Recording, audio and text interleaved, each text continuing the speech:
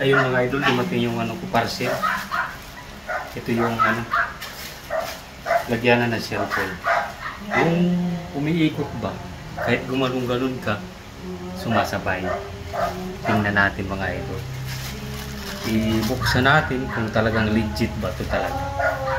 Kaya naamis ako sa TikTok nito, pinapanood ko kung talagang legit ba talaga tong tripod na ito na ginagamit ng mga vlogger na tulad ko. Ito try ko rin siyempre, hindi lang sila, pati ako. Kaya okay na. Ito na mga idol. Buksan natin. Kung maganda ba talaga itong in-order ko sa TikTok. Ito yung cellphone holder na gumagalaw-galaw.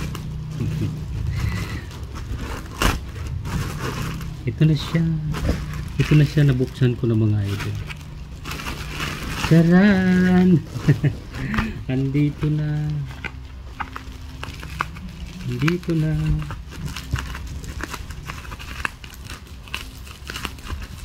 Walang tayong gunting.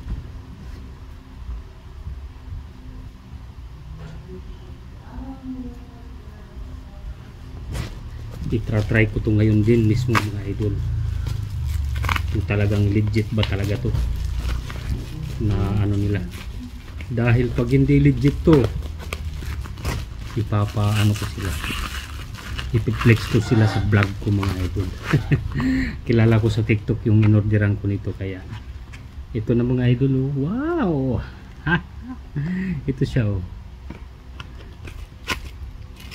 Open na natin. Ito na. Ito yung ano niya oh, yung manual niya. Alright. Ito na siya. Ito na siya mga idol. Paano kaya gawin ito?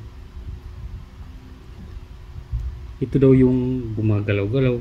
Kahit gumanong-ganon ka, sumusunod siya sa'yo. Gagawa ko ng video nito kung legit to ha. Mga lintik kayo. Pag ako'y niloko nyo ay magkita-kita tayo sa vlog ko. Pag gagawa ko ng video nito kung legit to ha. Mga lintik kayo. Pag ako'y niloko nyo ay magkita-kita tayo sa vlog ko. Pag hindi legit to mga idol, i-flip-flix talaga kita pag hindi legit to. Ayun, maraming salamat mga idol na open na natin. Bye bye. Abangan nyo na lang yung vlog ko kung talagang legit talaga to.